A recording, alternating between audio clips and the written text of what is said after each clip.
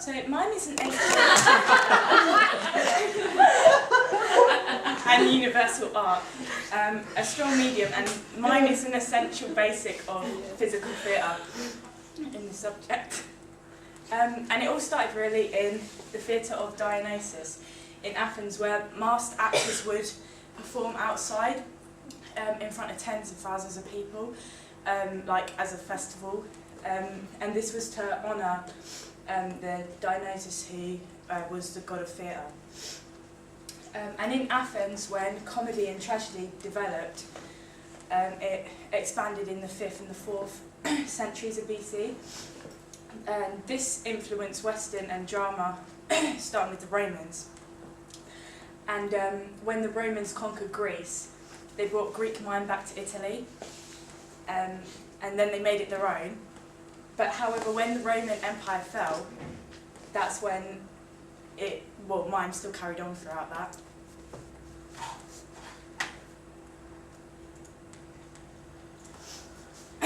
So mime is like another way of implying like action, character, or emotion without using words or like lip reading it, really.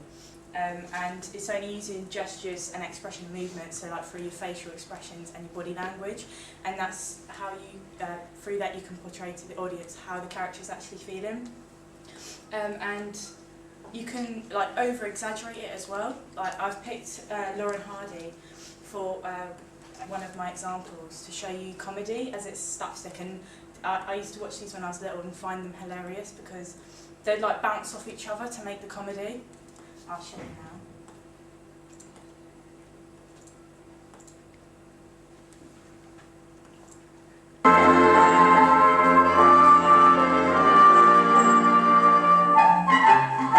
Mack Sennett's arch rival was Hal Roach, who late in the 20s unveiled an immortal team, Stan Laurel and Oliver Hardy. Ironically, as individual comedians, Laurel and Hardy had been around since the movie's early days. Laurel had once starred, but had been reduced to featured player. Hardy had never risen above supporting roles. Then in 1927, they were accidentally paired, and almost overnight became the movie's most popular comedy team. Stan and Oliver were never to find much favor with the critics, but the public loved them. When they performed an act as simple as climbing a pole to read a street sign in the dark, gales of laughter swept round the world.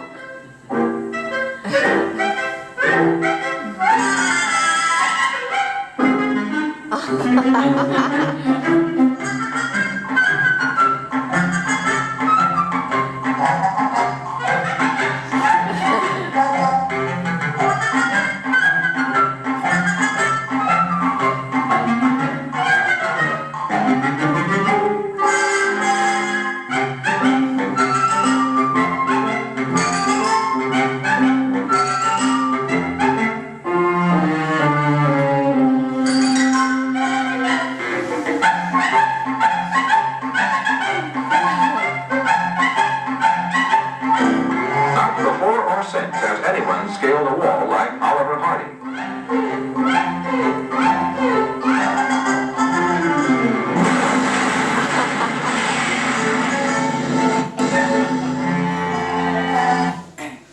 Yeah, I chose that particular example because it really showed that Laurel was this sort of character who was really stupid and doesn't realise what he's done till he's actually done something wrong. And then Hardy played this massive character who is like in charge basically. And really takes it out on Laurel, which I find quite funny, like from their arguments. And to start off with, in 1926, they were both they weren't together at this point, and they both got signed to separate contracts. And it wasn't until by accident in 1927 when they both got together and decided to be a duo, and that was in Putting Pants on Philip. The humour was slapstick, used for emphasis. And my other example I've chosen is Charlie Chaplin.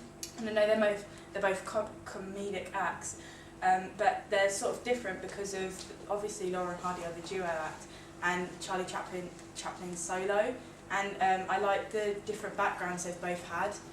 where like Charlie Chaplin as a child was like quite in a poor background, and his mum was ill when he was younger, and she really encouraged him to perform, and that's how he got interested. So I'm going to show you Charlie Chaplin.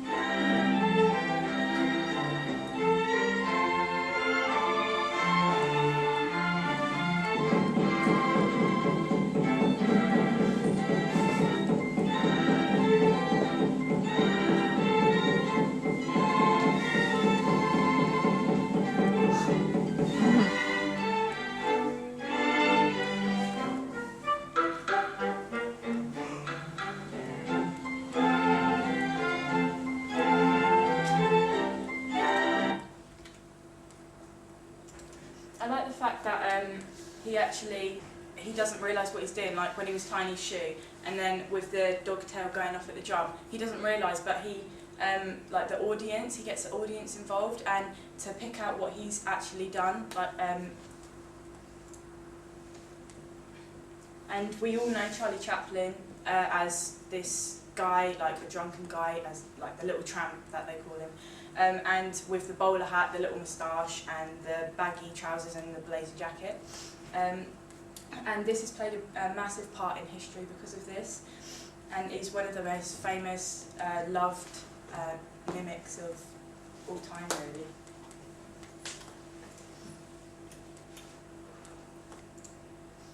Also, like, the reason why they wear black and white is, like, with their face, like, the makeup is like usually white, and they wear white gloves, and this is to like really grab the audience's attention to that particular part. So say if they were like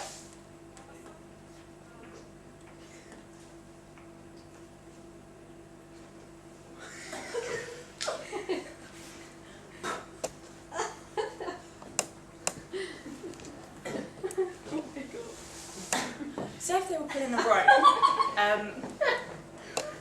obviously they want to pay attention to the facial expression and what they're actually doing, so the body actually doesn't matter in them sort of things. I just want to tell you a bit of information about them all. So like, Laurel's real name is Arthur Stanley Jefferson, and he's aged 75, and he was born in Ulverston, Lancashire, England, and he made his first stage debut in Glasgow, called the Britannia. And Hardy actually had like a similar background, like when he was younger, because he, as he was a teenager, he was a popular stage singer, and he managed his own movie house. He was 65, and his real name is Norval Hardy. And Charlie Chaplin, his real name is Sir Charles Spencer Chaplin, and he's 88. He was born in United Kingdom in London.